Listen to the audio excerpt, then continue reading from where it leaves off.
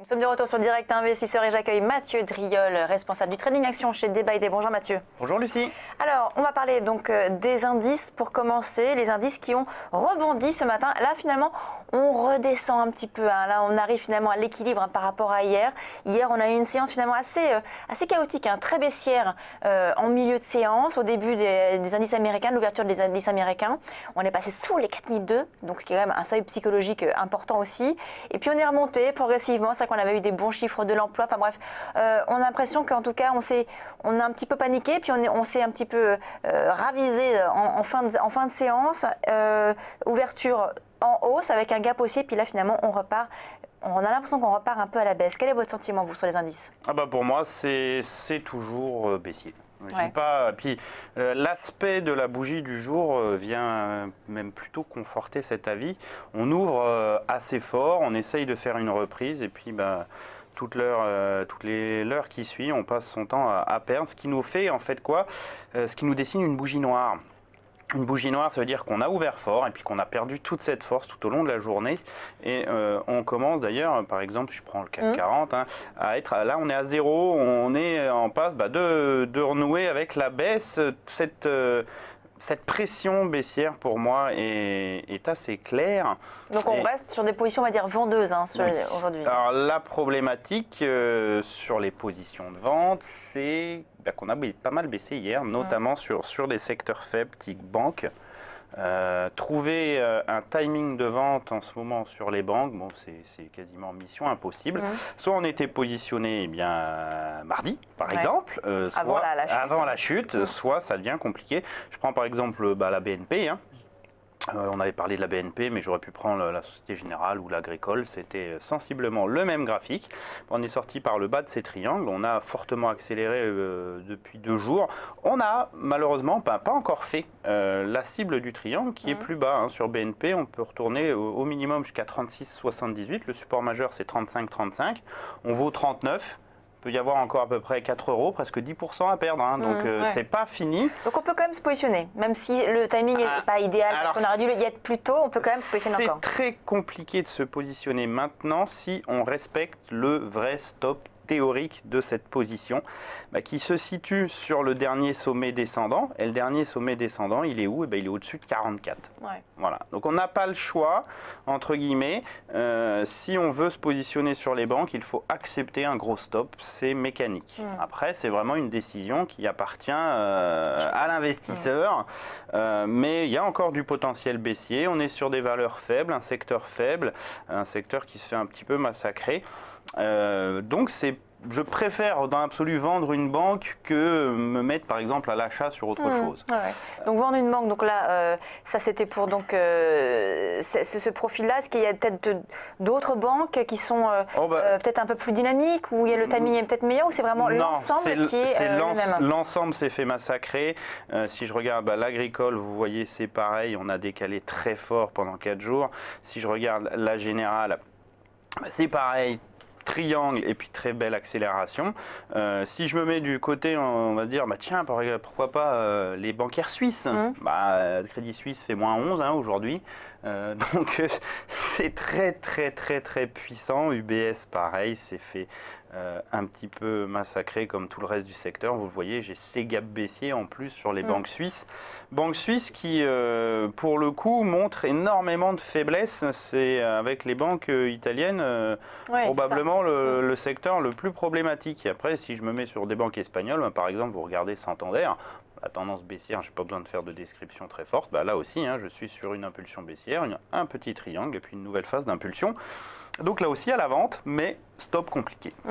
Les banques, évidemment, donc à la vente. Est-ce qu'il y a d'autres secteurs également? Automobile. On peut se positionner à la vente. Toujours l'automobile, des résultats de Daimler ce matin qui ont été froidement accueillis. Elle casse d'ailleurs un support majeur extrêmement important à 62,80. Vous voyez, c'était un niveau qui avait déjà été impacté en tant que résistance et en tant que support à quelques reprises avec des rebonds d'amplitude. Le fait de casser ce soutien ce matin sur parution de résultats avec un gap baissier, c'est quand même une lecture compliqué, hein, baissière, compliqué de traiter maintenant parce que le titre est déjà à -5, donc pas facile de rentrer. Après, si on le veut, on est là aussi un petit peu comme sur les banques, sur des titres qui sont très faibles et qu'il faut à tout prix essayer de vendre, certainement pas de les acheter, hein, surtout sur ces secteurs. Je pense aussi par exemple à Renault, qui ce matin décale de façon assez significative, un peu moins que sur Daimler, mais de façon assez significative quand même, moins de 24. On a eu sur Renault un parcours assez surprenant avec ce matin, vous le voyez à l'écran, une ouverture assez forte et puis un pullback ici sur cet ancien support devenu résistance aux alentours des 76,40 ici. Un titre qui décale et surtout en fait un titre qui n'a pas de support évident avant la zone des 70-67, voire même peut-être encore un peu plus bas. Ça pourrait vraiment décrocher là. Ouais, sur le secteur automobile, on a aussi des risques. Du coup, là, par exemple sur Renault, on peut se positionner à quel niveau alors? Il faudrait se positionner, on va dire, plus ou moins au cours actuel, ou si on essaye de travailler son ordre en 4 petites reprises techniques vers 75, un stop que l'on met au-dessus du dernier sommet, donc au-dessus de 79, et puis une cible, c'est au minimum 67 que l'on vise, peut-être même plus bas plus tard, 61 ou 60, cette zone en fait des bas de septembre 2015. Est-ce que l'automobile en France résiste mieux que l'automobile en Allemagne? Parce que c'est vrai qu'on pense évidemment à ce qui s'est passé sur Volkswagen, mais quand même il faut dire que le secteur automobile décroche un peu, même avant Volkswagen. Oui, le secteur automobile avait commencé à souffrir. Volkswagen n'a fait qu'accentuer en fait cette pression baissière. Est-ce que le secteur français tient mieux? Oui, mais il baisse moins. Voilà. Il ne va quand même pas à contre-tendance, il ne monte pas pendant que le secteur baisse ou que les autres valeurs baissent. Oui, il tient un peu mieux, mais il baisse moins. Si on regarde par exemple un graphique de Volkswagen, c'est très baissier là aussi. C'est compliqué de la vendre au prix actuel, puisque le stop il est au-dessus de 114,27, donc 15% de stop. Ma foi, ça fait quand même beaucoup. D'autres valeurs à la vente encore, ou des opportunités? J'ai trouvé une valeur française qui n'est pas dans le Stoxx 200, mais qui avait une configuration que je trouvais particulièrement intéressante. En tout cas, qui avait une capacité, à mon sens, d'accélération baissière assez nette, c'est Tarkett.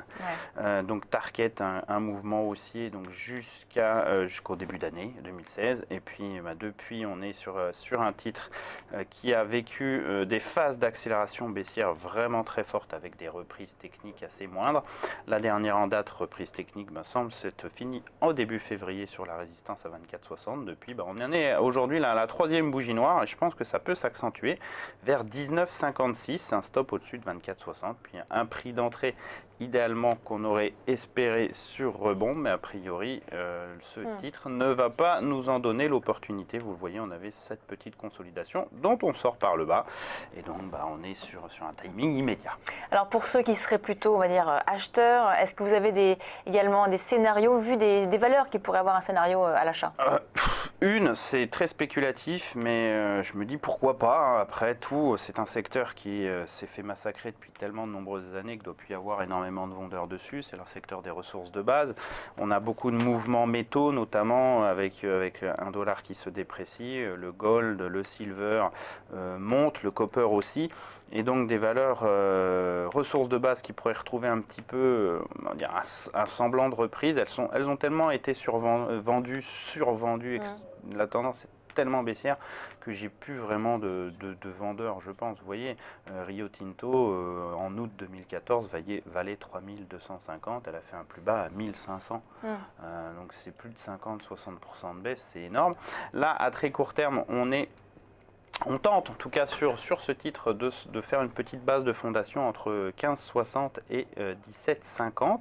J'ai donc 200 points de hausse possible, donc vers cette zone de sommet aux alentours des 2000.